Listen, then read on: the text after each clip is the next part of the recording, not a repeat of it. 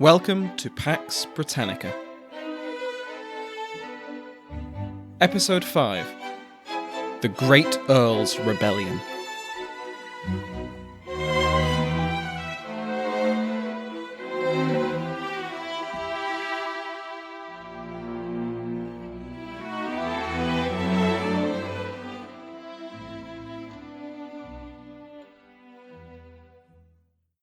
Welcome back to Pax Britannica. The man who would become known as the Great Earl, Hugh O'Neill, was born sometime around 1550 to Matthew O'Neill, who was himself the bastard son of Con O'Neill, the first Earl of Tyrone. Matthew had been recognised by Henry VIII as Con's heir to the earldom through surrender and regrant, the Tudor policy we discussed in episode 2, where Irish titles were surrendered to Henry, who regranted them in the English style. This was meant to bring Irish customs closer to the English, but, as we shall see, the Irish titles remained in use. Matthew had been made the Baron of Dungannon. His older half-brother, Shane, disputed this. He claimed that Matthew, who had been presented to Con at the age of 16, was instead the son of a blacksmith. This debate was settled like many such disputes in Irish politics, with Matthew's violent death in 1558. Con died a year later, and Shane was proclaimed the O'Neill, the king of the O'Neill clan. Hugh had been spirited away by Sir Henry Sidney after his father's death, either to England or to Dublin. Hugh's brother, Brian, inherited the barony of Dungannon, until he too was killed in a skirmish with Shane's Tanist, his deputy and heir, Turlough Linnoch O'Neill, in 1562, leaving the title to Hugh.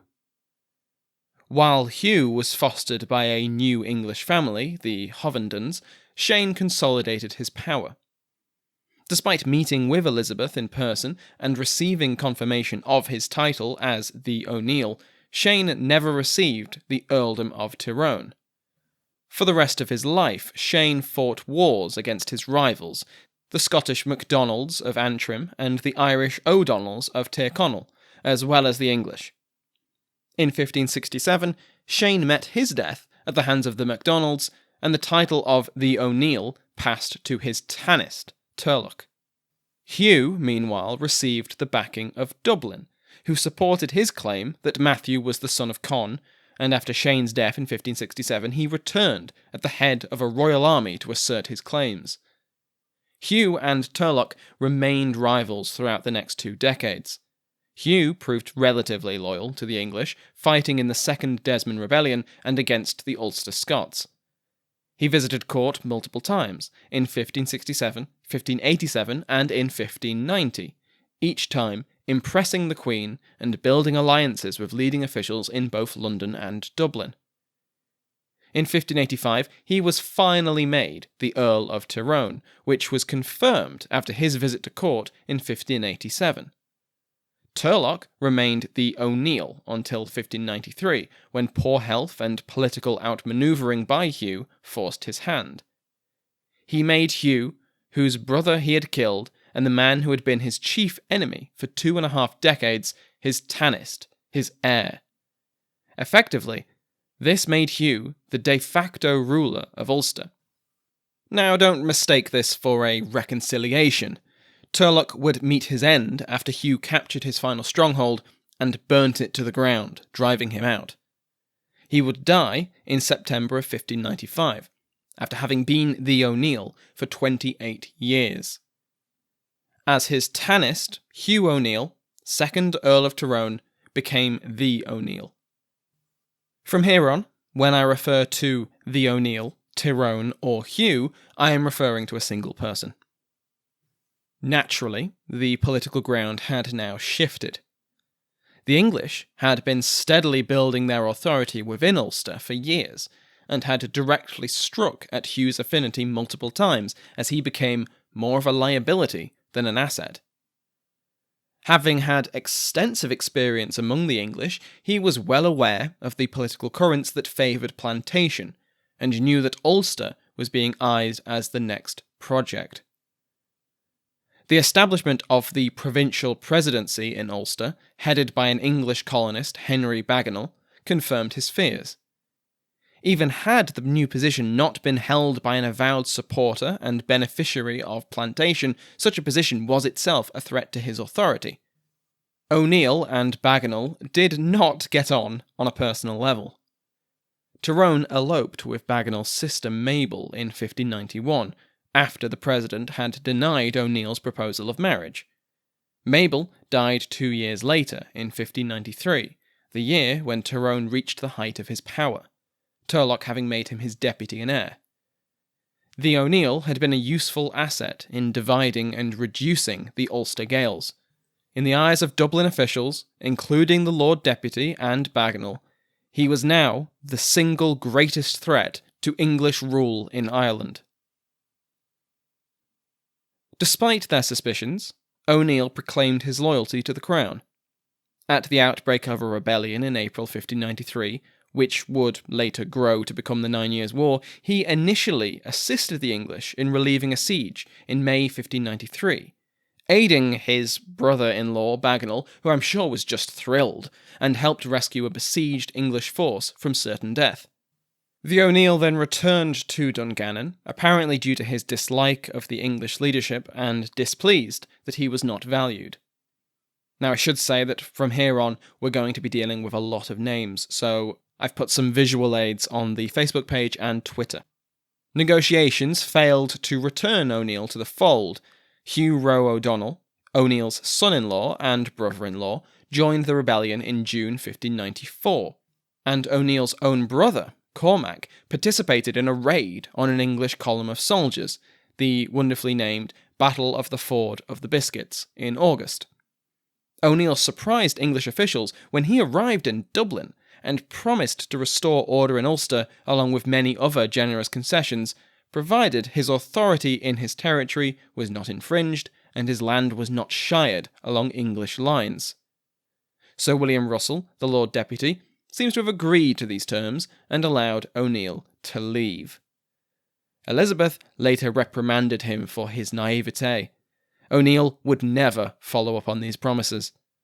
O'Neill does appear to have sought reconciliation with the crown, possibly pursuing the position of President of Ulster to add to his many titles, but when it became clear that this was not going to happen, the O'Neill joined his kinsman and went into open rebellion in February of 1595.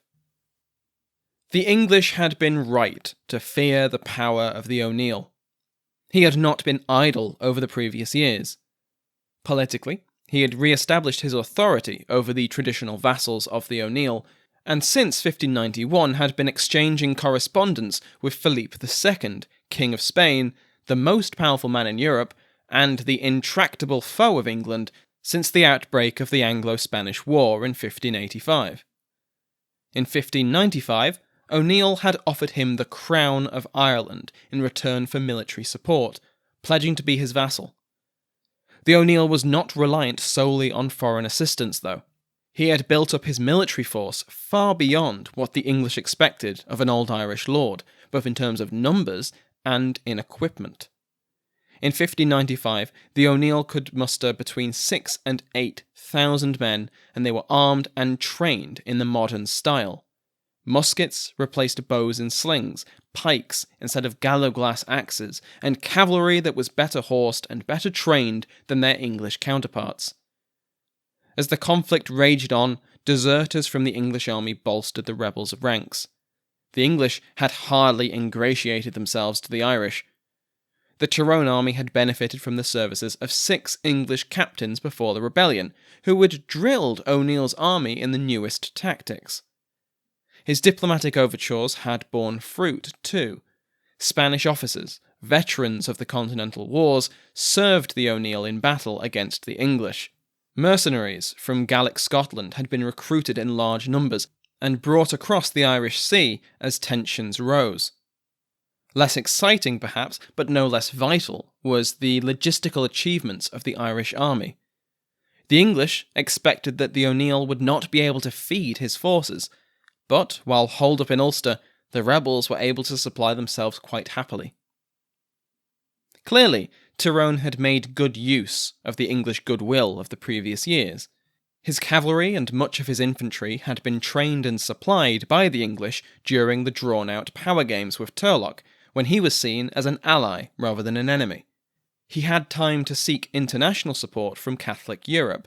His frequent contact with the government in Dublin and London had taught him that the English were both relentless in their policy of exerting control, but also liable to waver when faced with an opportunity for peace. Despite suspecting Tyrone's involvement in the violence of 1593 and 1594, the English forces were still caught flat-footed, with the Lord Deputy even allowing the O'Neill to leave Dublin Castle when he promised to make peace. In February 1595, the O'Neill's forces captured Blackwater Fort, besieged Monaghan, and retook Enniskillen. Bagenal, Tyrone's former brother-in-law, marched to relieve the siege of Monaghan with a force of 1,700 men. They succeeded in lifting the siege, but on the return journey, the English force was ambushed by the army of the O'Neill in the Battle of Clontibret. Tyrone vastly outnumbered the English, and his army was equipped to the standards of any continental army. The musketeers were even uniformed in red coats, and their disciplined volleys of caliver fire tore apart the encircled column. Bagenal managed to push his force through the ambush and reach a hill, where the fall of darkness granted a brief respite. When dawn came, the Irish were nowhere to be seen. Bagenal expected a follow-up to the previous day, and likely to be destroyed, but apparently the Irish musketeers, while well-trained and well-armed, had run out of gunpowder, which forced a withdrawal. After this battle, Tyrone was officially proclaimed a traitor, and the rebellion spread outside of Ulster, into Connacht in the south. Reinforcements from Brittany arrived, some 1,600 veterans, along with Sir John Norris, a veteran commander of the Continental Wars. In October, the English administration commanded over 600 cavalry and over 4,000 infantry. But the isolated forts that were scattered throughout the country, meant to project royal power, were now becoming a liability. Resupplying them through hostile territory required a large escort, and Clontibret had shown just how vulnerable such marches were to ambush. In December 1595, the O'Neill and Elizabeth agreed to a truce, which would last until May of the following year, and a long-term peace did appear to be possible. An agreement was in the works which seemed like it could resolve the factors that had caused the war in the first place. The English offered the following. The territory controlled by the Confederated Irish would have English garrisons withdrawn, and an Irishman would be appointed as sheriff in Ulster. Tyrone would keep control over his traditional vassals, and his land would not be divided. The Confederates offered to formally submit, acknowledge their crimes, pay rent and reparations to the crown. Some Irish lordships would be shied along English lines, and they would cease their calls for liberty of conscience, that is, publicly denouncing the Anglican Church. In theory, this agreement could satisfy everybody. The Confederate Irish, led by Tyrone, would keep their positions and authority, which had been threatened by piecemeal English encroachment, and the Tudors would get to confirm their sovereignty over the whole of Ireland and ensure the island stopped advertising itself as a beachhead for a Catholic invasion. However, this conflict is known as the 9 Years' War, and even if you backdate the outbreak to 1592, it has not yet been 9 years. While this agreement was coming to fruition in May 1596, 3 Spanish diplomatic missions reached the O'Neill. Their official purpose was to scout the geography and assess the state of the rebellion, but one ambassador went beyond his remit and promised Tyrone that Philippe had already mustered an army to aid him and a fleet to transport it. Now, this wasn't strictly or even remotely true, not yet at least, but the O'Neill was convinced and abandoned the peace agreement, beginning a new phase of the war. the O'Neill began to publicly proclaim the religious cause of the conflict. Ireland was still largely Catholic, and the Tudor state was Protestant. This allowed Tyrone to appeal across ethnic lines. Many Old English were themselves Catholic. On a political level, Tyrone distanced himself from the English even further. His inauguration as the O'Neill, on the death of Turlough in 1595, had been a strictly Irish affair. His title of Earl of Tyrone had been granted by the English, but now his right to rule was grounded in Irish custom too. During a succession dispute in 1596 involving his own son-in-law, Art Roe, the O'Neill actually backed the rival claim. Despite being family, Art Roe's claim was based in English custom, whereas he was opposed by the Tanist of the previous ruler. This made clear that only Irish law and custom was relevant in the kingdom of the O'Neill. Over the next year, Armagh was captured by the new Lord Deputy, Lord Burr, in July 1597. After Burr died 2 months later, Thomas Butler, Earl of Ormond, became Lord Lieutenant General of all forces in Ireland. This is the same Ormond who returned to Ireland with Kildare in the 1550s, and who played a central role in instigating and then putting down the Desmond rebellions. Negotiations led to another truce between the English and the O'Neill in December of 1597. In March 1598, a number of Irish lords gave their submission to Ormond, and in April of the same year, the O'Neill was granted a pardon under the Great Seal. Peace was on the horizon. Except, again, this is the 9 Years' War, and we are only in 1598. Sir Henry Bagnall, Tyrone's former brother-in-law, now mortal enemy, marched from the stronghold of Dundalk at the head of a force of almost 4,500 men. His destination was north of Armagh, Blackwater Fort, a different Blackwater Fort than the one captured by the rebels in 1595. This new fort had been built in 1597 by Ormond and had swiftly been besieged by the O'Neill. Bagnall's mission was to resupply the bastion. He would never reach it.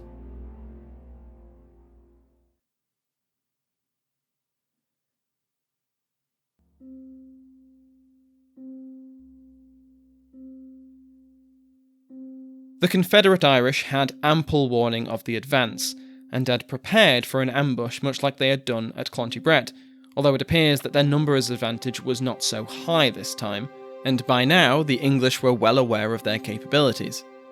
Still, the outcome was even more disastrous for Bagnall.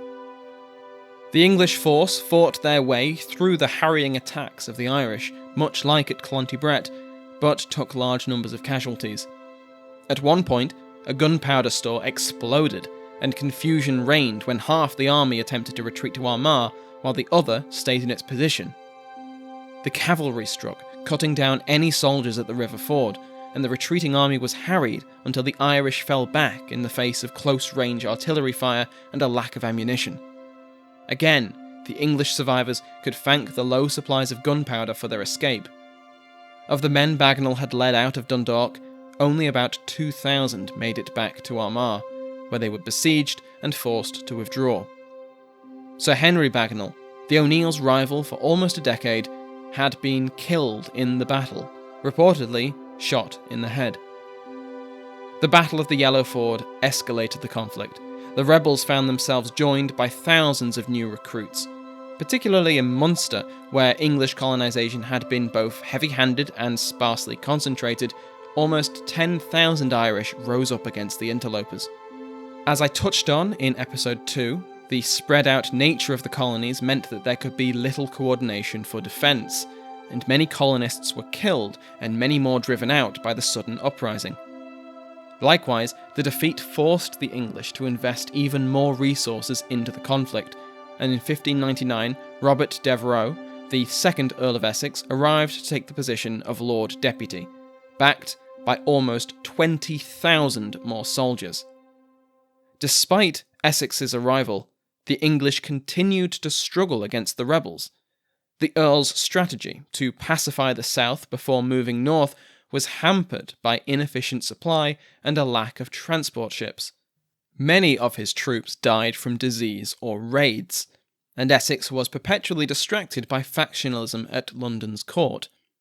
His arrival had partly been the result of his being outmanoeuvred, as service in Ireland, by necessity, required long absences from the capital.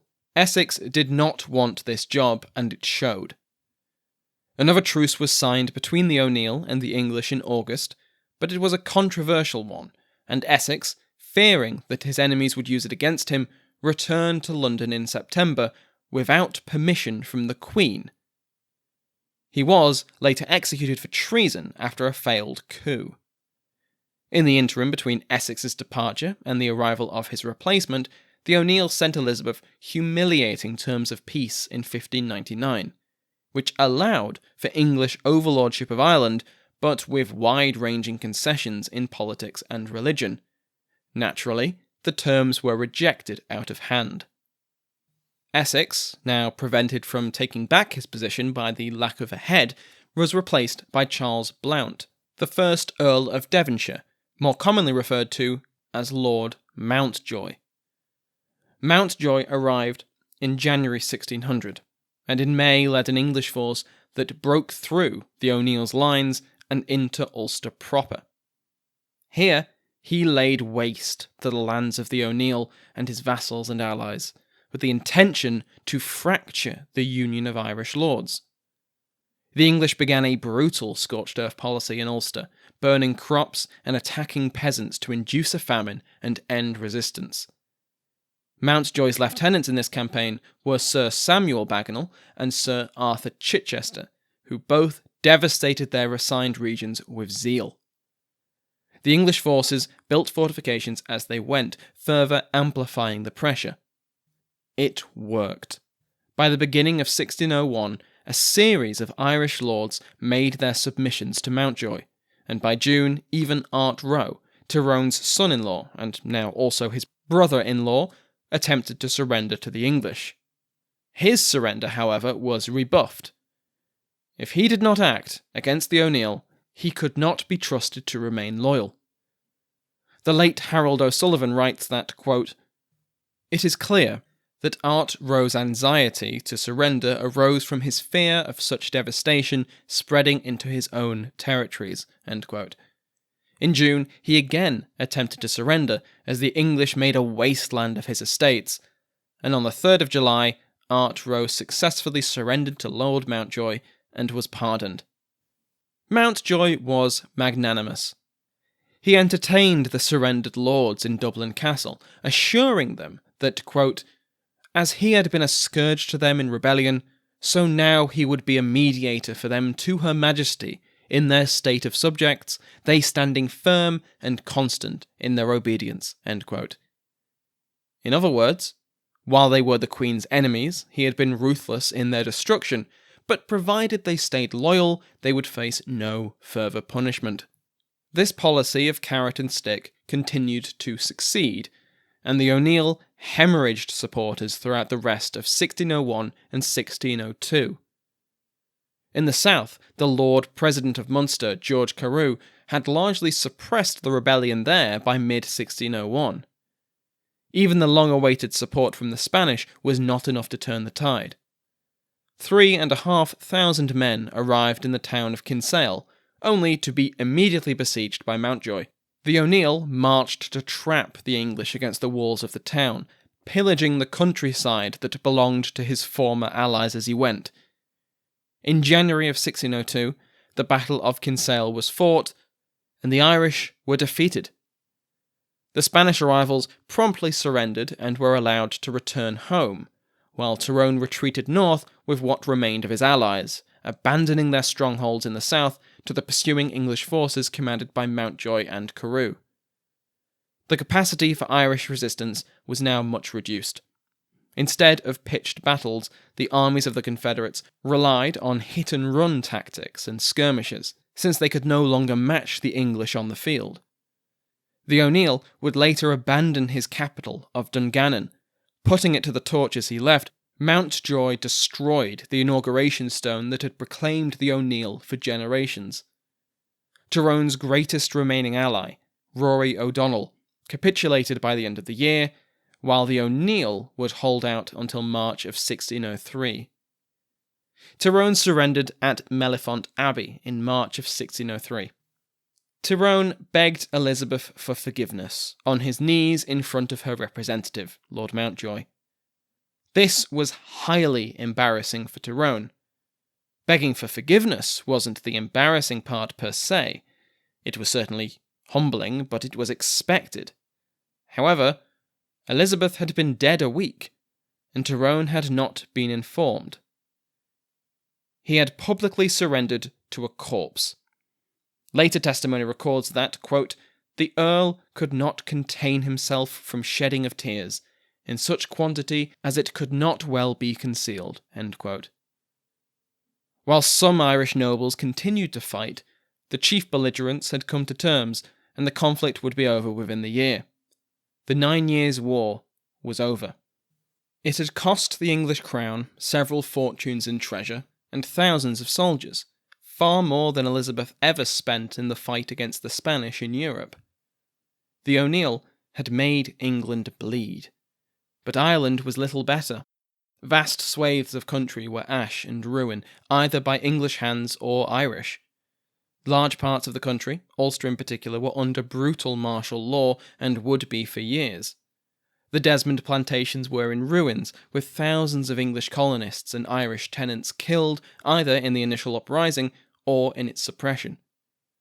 With Elizabeth dead, James would take the throne, and find an Ireland exhausted by war, draining the royal treasury, and brimming with resentment. Thank you for listening to this episode of Pax Britannica, and to Sounds Like an Earful for providing the music and sound. Next time, we cross the North Channel of the Irish Sea to Scotland. James took the throne at only a year old after his mother's forced abdication and exile. His childhood and early adulthood would be spent as a pawn in the games of his powerful nobles, before he struck back and restored his royal authority.